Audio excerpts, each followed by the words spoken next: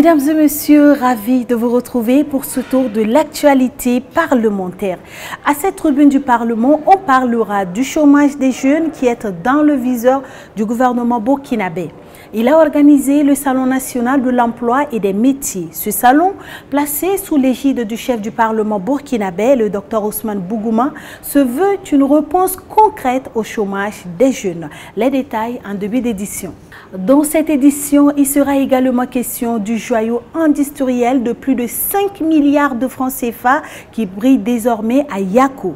Les Burkinabés écrivent une nouvelle page de leur histoire économique avec l'inauguration d'une nouvelle usine de transformation de tomates portée par l'actionnariat populaire. Une initiative saluée par le Parlement burkinabé, comme vous le verrez au cours de cette édition.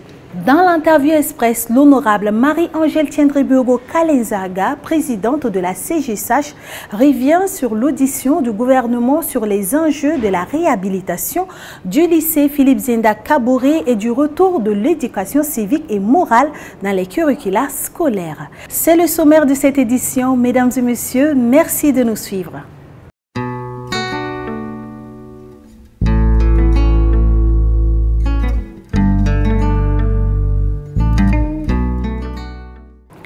On ouvre cette édition avec une préoccupation majeure au Burkina Faso, le chômage des jeunes.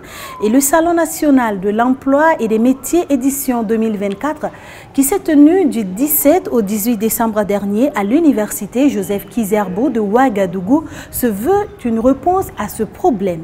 Initié par le ministère en charge de la jeunesse et de l'emploi, ce salon est placé sous le patronat de Dr Ousmane Bougouma, président de l'Assemblée législative de transition. Plus de détails dans ce reportage de Idrissa Warga et Karim Sissé. Nous sommes à la cérémonie inaugurale du Salon national de l'emploi et des métiers édition de 2024. Un cadre initié par le ministère en charge de la jeunesse et de l'emploi en vue de trouver des voies et moyens pour accompagner les jeunes en quête d'emploi et de métier. Le Salon national pour l'emploi et les métiers 2024 se veut une plateforme d'échange, d'orientation et de valorisation des métiers, un lieu où les jeunes pourront rencontrer des employeurs, découvrir des opportunités de formation et d'emploi et bénéficier de conseils précieux pour se préparer à leur avenir professionnel. La question du chômage des jeunes est une question prioritaire et majeure pour la représentation nationale. Le président de l'Assemblée législative de transition a, au cours de cette cérémonie, réaffirmé son engagement à œuvrer inlassablement à l'atteinte des priorités liées à l'emploi et à l'insertion socio-professionnelle des jeunes au Burkina Faso. L'avenir du Burkina Faso dépend de l'avenir de la jeunesse. Et cet avenir de la jeunesse doit se construire à travers une jeunesse qui est dynamique et qui a des opportunités pour soit s'employer ou pour créer elle-même ses entreprises. Inauguration de la foire du Salon national de l'emploi et des métiers et visite des stands des entreprises et des structures de formation ont mis fin à cette cérémonie inaugurale. La communauté islamique de la Tidjania a tenu son 5e congrès ordinaire le 14 décembre dernier à Ouagadougou. Placé sous le thème spiritualité et citoyenneté, contribution de la Tidjania pour la cohésion sociale et le vivre ensemble, ce congrès ordinaire se veut une instance de réflexion et d'exhortation de la dite communauté au renforcement des valeurs du vivre ensemble, de la fraternité et la cohésion sociale conformément aux prescriptions du Saint-Coran. Une initiative saluée par le chef du Parlement qui a patronné les assises. Le point avec Idrissa Warga et Chloïmé Alain Koulibaly. Venus des 4 coins du pays, les fidèles de la communauté islamique de la Tidjania se sont réunis ici dans la cuvette du Palais de la Culture Jean-Pierre Guengané de Ouagadougou.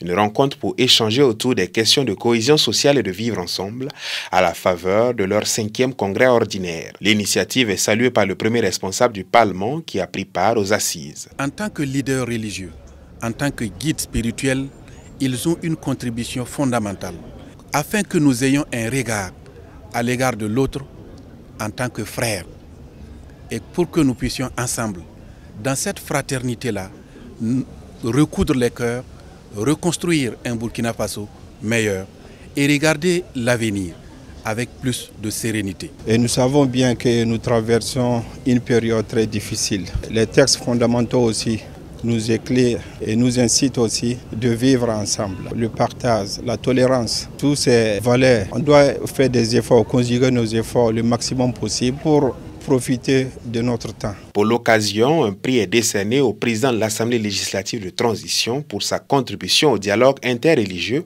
et partant pour la paix au Faso. Des communications et des invocations à Allah pour le retour de la paix ont meublé ce 5e congrès de la communauté islamique de la Tidjania.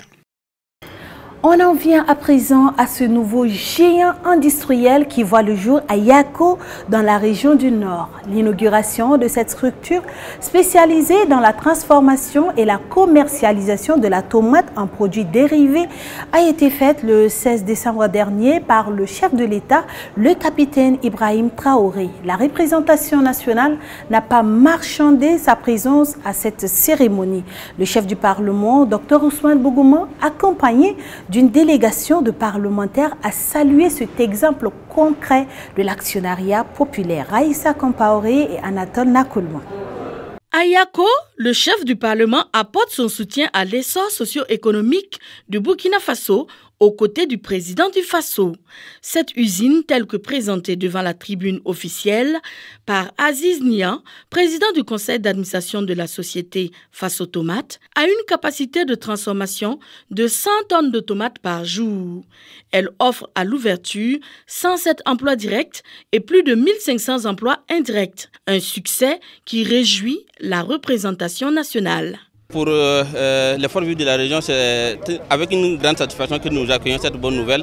Parce que vous savez, nous sommes une région à fort potentiel, en tout cas maraîcher.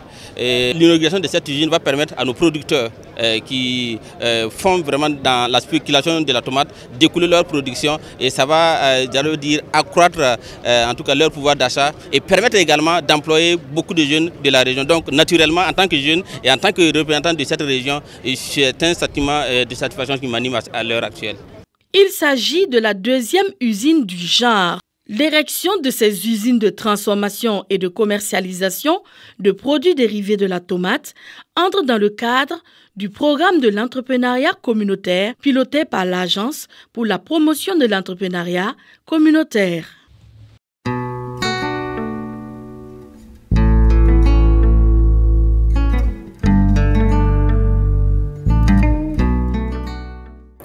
Dans l'interview express de ce numéro, nous recevons l'honorable Marie-Angèle Tiendrebeogo Kalenzanga, présidente de la Commission du genre, de la santé, de l'action sociale et humanitaire, la CGSH. Avec elle, il sera question de l'audition que sa commission a menée avec le ministre en charge de l'enseignement secondaire, Boubacar Savadogo, autour de deux sujets majeurs que sont la réhabilitation du lycée Philippe Zenda Kaboré et la réintroduction des cours d'éducation civique et morale dans les curricula scolaires. Et c'est au micro de Axel Nicoliaro.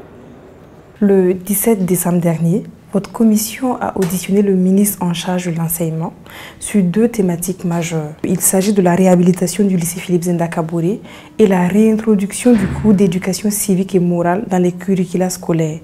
Pourquoi votre commission a choisi de s'intéresser à ces deux thématiques? Le lycée Philippe Zenda Kaboré a été fermé depuis 2021 suite à des manifestations scolaires, privant ainsi du coup les élèves burkinabés de cadres de formation et d'éducation.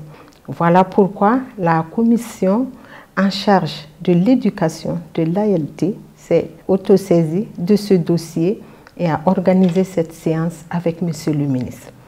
Quant à la réintroduction du cours d'éducation civique et morale dans les curricula du secondaire, nous sommes aujourd'hui à la fin du premier trimestre et il nous revient que cette matière n'est toujours pas enseignée dans nos différents établissements. Donc il était de bon ton que la représentation nationale, à travers sa commission en charge de l'éducation, aille à l'information pour savoir ce qu'il en est exactement. Au terme de cette audition, quelles recommandations votre commission a formulées au ministre concernant ces deux projets? Nous avons surtout recommandé au ministre de travailler à faire sortir un chronogramme des actions qui sont prévues pour la réhabilitation et pour la réouverture du lycée Philippe Zenda Kabore, de sorte que les parlementaires que nous sommes, que nous puissions suivre ce processus de bout en bout jusqu'à son aboutissement. Et parlant de l'enseignement de l'éducation civique et morale, nous sommes revenus sur le dialogue. Nous avons recommandé le dialogue avec tous les acteurs, l'inclusion de tous les acteurs, le dépassionnement du débat et d'aller vraiment vers des solutions consensuelles, des débats fructueux et puis la sensibilisation afin de mettre en œuvre de manière efficace ce projet.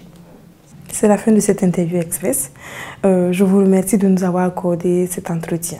C'est moi qui vous remercie.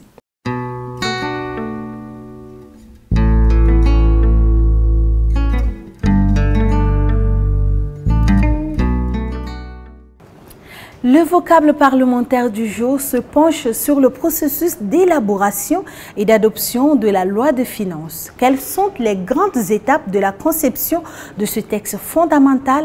Découvrons-les avec Evertin Yaro, conseiller parlementaire à la Commission des finances et du budget.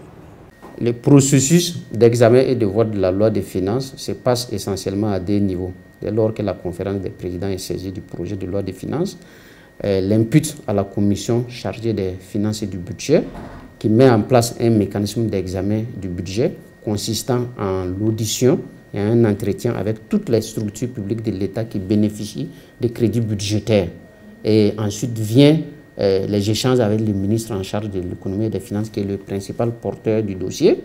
Et par la suite, la commission procède à ces amendements, à ces observations et recommandations et elle consigne dans un rapport qui est présenté à la séance plénière de l'Assemblée, où toutes les commissions aussi sont saisies, présente aussi un rapport et le vote sur le budget maintenant à proprement parler se fait section par section et programme par programme. Et à l'issue de ça, le dossier, si le budget est voté, le dossier est transmis au niveau de l'exécutif et le président du FASO procède à sa promulgation et avant le 1er janvier de l'année pour que à l'ouverture de l'année, on ait un budget. Et c'est ce qui met fin à cette édition de la Tribune du Parlement. Merci pour votre fidélité. Pour rester au cœur de l'actualité parlementaire, suivez-nous sur la 89.7 FM, La Voix du Parlement Radio et sur nos plateformes digitales. Rendez-vous la semaine prochaine pour un nouveau numéro de votre émission. À bientôt et au plaisir de vous informer.